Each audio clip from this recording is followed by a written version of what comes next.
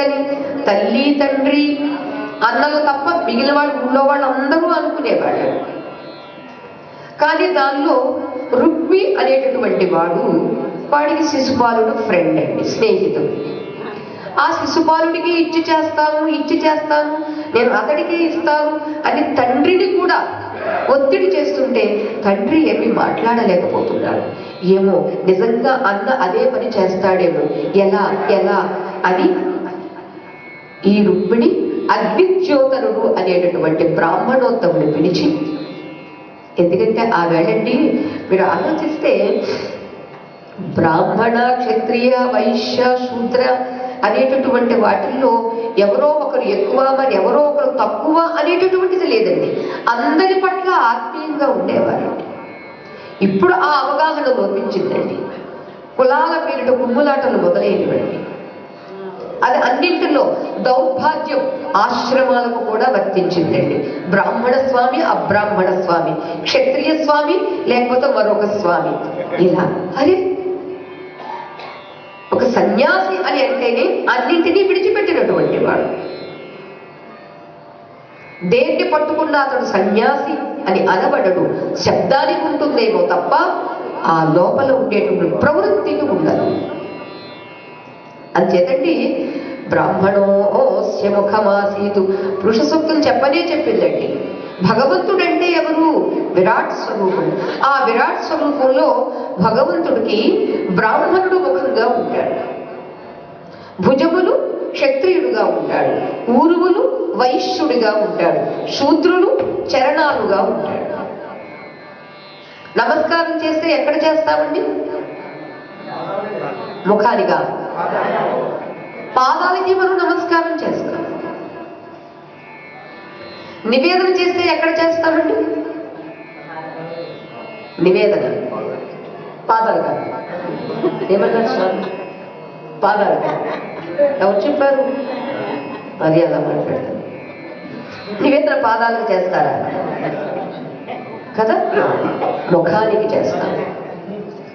అందుకని బ్రాహ్మణో భోజన ప్రియ. అక్కడ చమత్కారంగా బ్రాహ్మణ భోజన మాత్ర ఏవ ప్రియ అంటే భోజన మాత్రంతో సంతృప్తుడవుతాడు. ఎందుకు బ్రాహ్మణుడు భోజన ప్రియుడయ్యాడు అంటే భగవంతుడి యొక్క విరాట్ స్వరూపానికి ముఖభాగంగా ఉన్నాడు కాబట్టి అతడికి బ్రాహ్మణుడికి నివేదన చేస్తే భగవంతుడిని మనం సంతృప్తిపరిచిన వాళ్ళం అవుతాం. అర్థమైందమ్మా? అంచేత తరతమా భేదం కాదండి, అవయవాలన్నీ కలిస్తేనే మన ఈ జీవితం. అలా అన్ని ప్రాణులు కలిస్తేనే ఆ భగవంతుడి యొక్క విరాట్ స్వరూపం. చేత ఎవరు తక్కువ ఎక్కువ అనేది కానే కాదు. అంచేత అగ్నిజ్యోతనుడు అనేటటువంటి బ్రాహ్మణోత్తముని పిలిచి ఈ పిల్ల చెబితే ఏంటమ్మా నువ్వు నాకేంటి చెబుతున్నావు పని అని అనలేదండి. తల్లి నీ కోరిక నెరవేరేట్టుగా నేను చేస్తానమ్మా అని ఆయన వెళ్ళారండి. అప్పటికి ద్వారకను నిర్మించుకోవడము, ఆ ద్వారక సముద్రంలో నిర్మించుకోవడము, అసలు ఈ సముద్రాన్ని దాటి ఈయన ఎలా వచ్చాడు అనేది కూడా ఆలోచించాడండి శ్రీకృష్ణ పరమాత్మ. ఇక ఆ సందేశాన్ని తీసుకుని మొత్తానికి శ్రీకృష్ణ పరమాత్మను చేరాడు. చేరినటువంటి ఈ అగ్నిజ్యోతన బ్రాహ్మణుడు ఆ పరమాత్మకు ఆమె రాసి ఇచ్చినటువంటి పత్రాన్ని ఇస్తూ ఉంటే కాదు ఆ పత్రం నాకు ఇవ్వద్దు, మీరే చదవండి అన్నాడండి. అదే మరొకరైతేనా ఎందుకండి ఎవరికో ఎందుకు నాకు ఇచ్చేసేయండి నేను చదువుకుంటానండి అని అంటారండి. ప్రేమ అంటే అంత సహజంగా ఉంటుందండి. ఇది తప్పు పని చేసేట్టుగా కాదండి. ఆమె ఇచ్చినటువంటి పత్రాన్ని మీరే చదవండి అంటే ఆయన చదువుతున్నాడండి. అన్నీ కాకపోయినా కొన్నింటిని మనం చదువుకుందాం. జగదీసురేశ్వర సంతోష చిత్తుండవయ్యున్న నీ ధర్మం అతి సులభము, వృద్ధ సమ్మతమిది విత్తమయ్యది అయిన ప్రాపింప హర్షించు బ్రాహ్మణుండు తన ధర్మమున నుండు తరలడా ధర్మంబు కోరికల అతనికి కురియుచుండు. అగ్నిజ్యోతనుణ్ణి ప్రశంసిస్తూ చెబుతున్నాడంటే శ్రీకృష్ణ పరమాత్మ. ఒక్క బ్రాహ్మణుడు సంతోషిస్తే సర్వభూత సుహృత్తములకు ప్రాప్త లాభము. అంచేత ఏ చిన్న పని చేసినా బ్రాహ్మణులకు దానం ఇవ్వండి, దానం బ్రాహ్మణులకి ఇవ్వన్నారండి. అర్థమైందండి? ఏదైనా ఒక కార్యరంగంలో దూకి సంరక్షణ చెయ్యాలంటే క్షత్రియుడు. ఇక్కడ కుల వ్యవస్థ అనేటటువంటిదండి ఆలోచిస్తే మనకి వాడి వాడి స్వభావాన్ని బట్టి ఉంటుందండి. చాతుర్వర్ణ్యం మయా సృష్టం గుణ కర్మ విభాగశ. వాడి గుణాన్ని బట్టి కర్మ, అంతే వాడు చేసేటువంటి కర్మను బట్టి వాడికి ఆ వర్ణం, అంతే తప్ప ఇతడు కాబట్టి ఇతడు ఏం చేసినా బ్రాహ్మణుడిగా పుట్టాడు, చెప్పుల షాప్ పెట్టుకున్నాడు, ఏమనాలి? అదే మనకి మహాభారతంలో ధర్మవ్యాధుడు అనేటటువంటి మహానుభావుడు, అంత్యజాతి. అంత్యజాతిలో పుట్టినప్పటికీ కూడా భగవద్భక్తుడు, మహాజ్ఞాని. మాంస విక్రయం చేసేవాడు. మాంస విక్రయం చేశాడు తప్ప ఈనాడు మాంసాన్ని తినలేదు. తల్లిదండ్రుల సేవలు చేస్తూ ఉపచారాలు చేస్తూ తన కర్తవ్యాన్ని చేశాడే తప్ప ఎప్పుడు దాన్ని అతిక్రమించలేదు. తద్వారా ఎంతో దివ్య దృష్టి, ఎంతో జ్ఞానం ఉన్నటువంటి వాడు. అంతే ఇక్కడ ఒక వర్ణానికి మాత్రమే ప్రాముఖ్యత ఇచ్చి గుణానికి ఇవ్వలేదనుకోండి, వృధా అయిపోతుంది. రెండింటినీ కూడా పోషించుకోగలగడమే ఇక్కడ భగవంతుడు మనకిచ్చినటువంటి మానవ జన్మకి ఇది ఒక పెద్ద సదవకాశం అన్నమాట. జత ప్రాప్త లాభ నురిత మానసులకు శాంతులకును సుజనులకును గర్వహీనులకును వినతులేనునర్తూ. అటువంటి మీ బోటి పెద్దలందరికీ ఎప్పుడు సంతృప్తితో ఉంటారు, శాంతంగా ఉంటారు, సుజనులుగా ఉంటారు, గర్వం లేకుండా ఉంటారు. అటువంటి వారికి నేను వినీతుడనై ఉంటాను అన్నాడండి. అంతేత శ్రీకృష్ణ పరమాత్మని బ్రాహ్మణ ప్రియ. అతనికి బ్రాహ్మణులంటే చాలా ఇష్టం. మీ బోటి మహాత్ములు ఉన్న చోట ఆ దేశానికి, ఆ రాజ్యానికి ఎంత సుఖం కలుగుతుందో కదా అని ఆ అగ్నిజ్యోతుడిని కీర్తిస్తూ ఉంటే ఇక చివరికి ఆయన తెచ్చినటువంటి పత్రాన్ని చెబితే నీవే అవతరింపు అని చెప్పారండి. ఇక అవతరిస్తున్నాడండి బ్రాహ్మణోత్తముడు.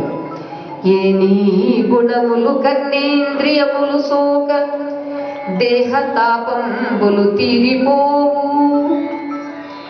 ఎవడి యొక్క దివ్య గుణ లీలా వైభవాన్ని అలా వింటూ ఉంటే ఈ దేహానికి ఉన్నటువంటి తాపం కూడా తీరిపోతుంది కదా. మేము ఒకసారి అండి మే నెలలో తాడిపత్రిలో జ్ఞానయజ్ఞం చేశామండి. సాయంత్రం వేళ తాడిపత్రి కూడా విజయవాడ కన్నా టెంపరేచర్ బాగుంటుంది. సాయంత్రం వేళ సరిగ్గా 5 గంటలకు కూర్చుని 7 గంటల వరకు చెబితే ఆ క్రింద ఇసుక అనమాట అండి, ఇసుకలో కూర్చునేవాడు.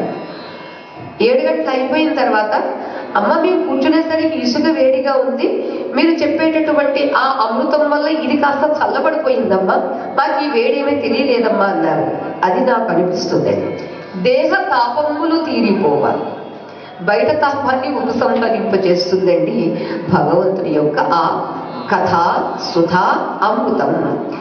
ఏమీ శుభాకారమీక్షింప కన్నులకు అఖిలార్థలాభంబు కలుగుచుండు. నీ ఈ దివ్య మంగళ రూపాన్ని వీక్షిస్తూ ఉన్నటువంటి వాడికి కలగని లాభం ఏమిటి? అన్ని లాభాలు కలుగుతూ ఉంటాయి. ఏ నీ చరణ సేవ ఏ ప్రొద్దు చేసిన భువనోన్నతత్వంబు పొందగలుగు. నీ చరణముల యొక్క సేవ ఏ ప్రొద్దు చేసినటువంటి వాడికి 14 భువనాల్లో ఉన్నత భువనం ఏమిటంటే అది మోక్ష భువనం. అది దాన్ని అతడు పొందగలుగుతాడు.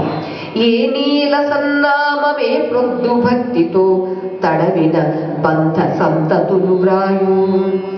నీ యొక్క ఆ నామాన్ని భక్తితో ఎప్పుడొద్దు ఎవడైతే కీర్తిస్తాడో వాడికి ఉన్నటువంటి కర్మ బంధాలన్నీ కష్టము నష్టము అనేటటువంటి బంధాలన్నీ వీడిపోతాయి.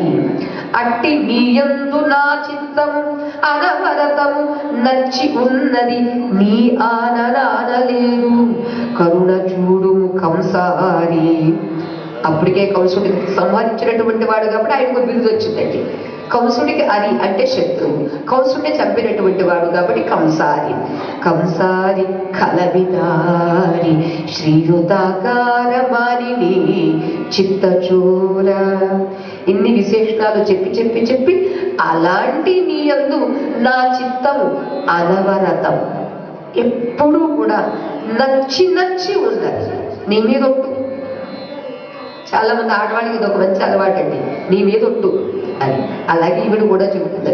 అంచేత కరుణ చూడుము, కరుణ చూడు కంసారి కలవిదారి, కలులేడు దుష్టుల్ని దుడివాడినటువంటి హే భగవన్ శ్రీయుతాకార, నీ ఆకారమంతా శ్రీప్రదం శ్రీయుతం, లక్ష్మీనాథుడు కదండి. శ్రీయుతాకార మానిని చిత్తచోర, స్త్రీల యొక్క మనస్సును హరించినటువంటి వాడా అని చెప్పింది ఆ తల్లి. ఇక రెండవ దానిలో పర్వాలేదా, ధన్యున్ లోక మనోభిరాము కుల విద్యారూప తారుణ్య సౌజన్య శ్రీబలదాన శౌర్య కరుణ సంశోభితు నిన్ను ఏ కన్యలు కోరరు. నువ్వు ఎటువంటి వాడివి స్వామి, నిన్ను కోరని కన్యలు ఎవరైనా ఉంటారా? కోరదే మును రమాకాంతాలలామంబు రాజన్యానేకప సింహ నా వలననే జన్మించనే మోహము. నిన్ను కోరినటువంటి వాడు ఎవరు స్వామి? రాజులనే మత్తే బాల పాలిట రాజసింహమా నీవు ధన్యుడివి. అందరి మనసులను అలరించేటటువంటి వాడివి. నీకు ఒకటా రెండా? కులం ఉంది, రూపం ఉంది, యవ్వనం ఉంది, సౌజన్యం ఉంది, శ్రీ లక్ష్మి ఉంది, బలం ఉంది, దానం ఉంది, పరాక్రమం ఉంది. ఇన్నింటితో పాటుగా చాలా ఎక్కువ ఉన్నది కరుణ. చాలా మందికి అన్నీ ఉంటాడు, కరుణ ఉండదండి, దయ ఉండదండి. కానీ స్వామికి అది కూడా ఉన్నది. కరుణ మొదలైనటువంటి సకల సుగుణాలతో శోభించేటటువంటి వాడి. అలాంటి నిన్ను ఏ కన్య కోరదు? ఎవరైనా కోరుకుంటూనే ఉంటారు. ఇక ఎవరు నిన్ను మోహించకుండా ఉంటారు? పూర్వము ఆ కాంతామణి లక్ష్మీదేవి కూడా నిన్ను వరించలేదా ఏమిటి? అంటే ఇవి కూడా తెలిసినవిడే కదండి. సాక్షాత్తు లక్ష్మీదేవి రుక్మిణీదేవిగా వచ్చినటువంటి ఆమె. అయినా ఈ లోకంలో రుక్మిణి అనబడేటటువంటి నా ఒక్కదాని వల్లనే మోహం అనేది పుట్టిందా ఏమిటి? అంచేత నిన్ను చూసి మోహపడలేదు అంటే తప్పు, కానీ మోహించారంటే తప్పు ఏమిటి అని. ఈ విషయాన్ని కూడా రండి రామాయణంలో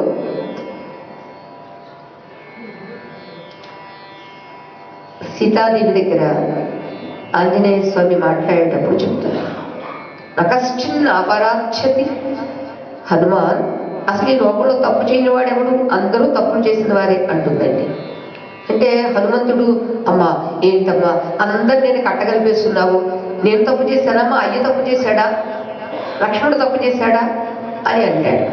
అయ్యో మీ గురించేనా చెప్పేది అని అంటూ సీతమ్మ అంటుందండి, అవును మీ అయ్య తప్పు చేశాడు. ఏం చేశాడమ్మా మా అయ్య? ఎవరు? రామయ్య. అంటే అందమంతా దిగేసుకుని రావడమే మీ అయ్య చేసిన తప్పు. అంత అందాన్ని వేసుకుని వచ్చి రామరూపం అటండి, అన్నీ విడిచిపెట్టి అడవుల్లో తపస్సు చేసుకుంటున్నటువంటి మునులను, ఋషులను, యోగులను కూడా మోహింపచేసినటువంటి పురుష రూపము స్త్రీలకు, స్త్రీల రూపం పురుషులకు మోహం కలుగుతుందంటే ఇది సహజమండి. పుంసామపి మోహన రూపం, పురుషులను కూడా మోహింపచేసినటువంటి రూపము ఆ రామరూపము. అంచేత అంతటి అందాన్ని వేసుకుని వచ్చాడయ్యా నీ తండ్రి అని చెప్పిందండి సీతమ్మ. ఇక సరే అమ్మా నేనేం తప్పు చేశానమ్మా అంటే, అయ్యో నీ తప్పే చెప్పాలి, చూసి రావాయి అంటే కాల్చుకుని వెళ్ళావు కదా అని చెప్తాను. అమ్మమ్మ నువ్వేం తప్పు చేశావమ్మా అంటే చెబుతుంది, అంతటి త్యాగమై లక్ష్మణుణ్ణి నేను నిందించాను, లక్ష్మణుణ్ణి నేను శంకించాను. ఇది కాదా నేను చేసిన తప్పు? అసలు ఈ తప్పులన్నింటికీ మూల కారణం ఏమిటో తెలుసా? పాపం.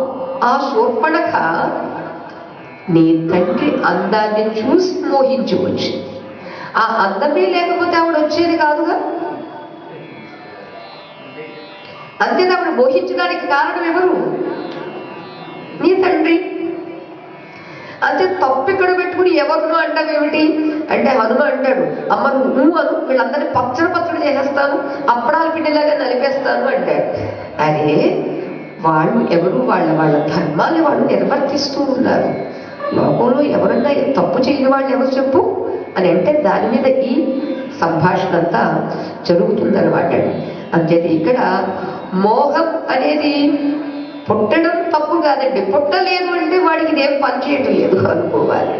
అంచేత ఇక్కడ కూడా శ్రీయుతమూర్తి ఓ పురుష సింహమా, సింహము పాని సొమ్ము గోమాయువు కోరు చందమున మత్తుడు చైత్యుడు నీ పదాంబుజ ఛాయని అయిన నన్ను వడిదాకొని పోయేదనంచు ఉన్నవాడు ఆ యథమాధముడు. అధముడని ఒక్క మాట అనలేదండి, అధమాధముడు. ఎరుగడు అద్భుతమైన భవత్ ప్రతాపము, నీ ప్రతాపాన్ని వాడు అధమాధముడు, వాడికి ఏం తెలుసు? అద్భుతమైనటువంటి నీ ప్రతాపం. అంచేత వాడు నన్నేదో కొనిపోతాను అని అనుకుంటున్నాడు. అది కూడా నా సోదరుడి వల్ల జరగవచ్చు. హే పురుషోత్తమ శ్రీకృష్ణ శుభాకార, సింహానికి చెందవలసినటువంటి దాన్ని నక్క కోరిందనుకోండి, ఎంత బాగా పోల్చుకుందో చూడండి రుక్మిణమ్మ. సింహమైనటువంటి నీకు నేను చెందవలసినటువంటి దానిని నన్ను ఒక నక్క కోరుకుంటుంది. గర్విష్టి అయినటువంటి శిశుపాలుడు నీ పద భక్తురాలైనటువంటి నన్ను రుక్మిణిని తీసుకుని పోతాను, పెళ్లి చేసుకుంటాను అంటున్నాడు. దానికి తగినట్టుగా మా అన్న కూడా అలాగే అంటున్నాడు. అందుచేత ఆ భయంతో ఆ బాధతో ఇవాళ నేను నీకు పత్రాన్ని రాస్తూ ఉన్నాను అని అంటూ వ్రతముల్ దేవద్విజ వ్రతముల్ దేవ గురు ద్విజన్మ పుథ సేవల్ దాన ధర్మాదులు గత జన్మంబులనీశ్వరున్ హరి జగత్ కళ్యాణు కాంక్షించి చేసితి నేని వసుదేవనందనుండు నా చిత్తేశుడవుగాక నిర్జుతులై పొదురుగాక సంగరములో చెదీశముఖ్యాధములు. నేను ఏవేవి వ్రతములు చేశాను, ఏ దేవతల్ని పూజించాను, ఏ గురువులకు పాదసేవ చేశాను, ఏ బ్రాహ్మణులను నేను ఆరాధన చేశాను, వాళ్లకు సేవలు చేశాను, నేను ఏ దాన ధర్మాలను చేశాను, గత జన్మల్లో ఆ ఈశ్వరుణ్ణి ఆ హరిని జగత్ కళ్యాణుడిని నేను కాంక్షించాను. అటువంటి అవి చేసినట్లయితే నాకు ఈ వసుదేవనందనుడైనటువంటి శ్రీకృష్ణ పరమాత్మ చిత్తేశుడు కావాలి. ఇక మిగిలినటువంటి వాళ్ళు నిర్జితులై, శిశుపాలుడు మొదలైనటువంటి వాళ్ళందరూ నిర్జితులై ఓడిపోదురుగాక ఈ సందర్భంలో చెదీశముఖ్యాతము అని అంటూ ఇంకా ఆ తల్లి చెబుతుంది. అంకిలి చెప్పలేదు చతురంగ బలంబుల తోడ నిల్లియో పంకజనాభ, నీవు శిశుపాల జరాసుతులను జయించి నా వంగకు వచ్చే రాక్షస వివాహమునం భవదీయ సౌర్యమే ఇంకువ చేసి కృష్ణ పురుషోత్తమ చేకొని పొమ్ము వచ్చేదని. కులువు కూడా ఆవిడే చెప్పిందండి, ఉపాయం కూడా ఆవిడే చెప్పిందండి. చెప్పునవే పురుషుల కన్నా ఆడవాళ్ళకి తెలివితేటలు ఎక్కువండి, జ్ఞాపక శక్తి కూడా వీళ్ళకే ఎక్కువండి. ఓ బామ్మగారి దగ్గర కూర్చోబెట్టి ఆవిడ కొంచెం కదిపారనుకోండి, మొత్తం పుట్టు పూర్వోత్తరాలు వివరించి చెప్తుంది, ఎక్కడా మర్చిపోదండి ఆవిడ. ఎందుకని సహజంగా స్త్రీకి ఉంటుంది. అంచేత ఈవిడ అంటుంది, నీవు వచ్చినప్పుడు నీకు అడ్డం పడతారు చాలా మంది. ఎవరు? శిశుపాలుడు, ఇలా చాలా మంది రాక్షసులు నీకు అడ్డం వచ్చినప్పటికీ కూడా వాళ్ళందరినీ జయించి నువ్వు నా దగ్గరికి రా, రాక్షస వివాహం చేసుకో, నన్ను నీ యొక్క ఆ శౌర్య పరాక్రమాలు చూపించి నువ్వు రావాల్సిందే. ఏం చేస్తావో నాకు తెలియదు, నేను నీ దానను, నన్ను నీవు వచ్చి తీసుకుని వెళ్ళిపోవాలి. అంటే దీన్ని బట్టి చూస్తేనండి ఈ కాలం పిల్లలు కూడా దీనికి ధీటు రారేమో అనిపిస్తుందండి. అంత చక్కగా చెప్పింది. అయితే ఇక్కడ మరొక మాట కూడా చెప్పాలి. రుక్మిణి తల్లి ఎంచుకున్నట్టుగా ఈ కాలపు పిల్లలు ఆ వరుణ్ణి ఎంచుకుంటే అది అందరికీ ఆమోదమే కదండి. దౌర్భాగ్యం ఏమిటంటే అన్యమతస్థులు మన హిందువుల ఇళ్లల్లో డ్రైవర్లుగా పనివాళ్లుగా చేరడం, మన పిల్లలతో ప్రేమను సాగించడం, చివరికి ఆ ప్రేమ కోసం ఈ పిల్లలు మన ధర్మాన్ని, మన కుటుంబాన్ని, మన వంశాన్ని అన్నింటినీ కాదని పోవడం, తీరా పోయిన తర్వాత ఆ అన్య మతస్థులతో కలిసి బ్రతకలేక ఆత్మహత్య చేసుకున్నటువంటి వాళ్ళందరూ ఈ మధ్యకాలంలో వాట్సాప్లో చూస్తూ ఉంటే హృదయ విదారకమైపోతుంది. పెళ్ళైన తర్వాత ముసుగు వేసుకోవాలి అంటారు, ముసుగు వేసుకున్న తర్వాత నువ్వు బొట్టు తీసేయాలి అంటారు, ఇక ఇవి ఇలా ఉండాలి తప్ప నువ్వు బయటికి వెళ్ళకూడదు అంటారు. హిందూ ధర్మం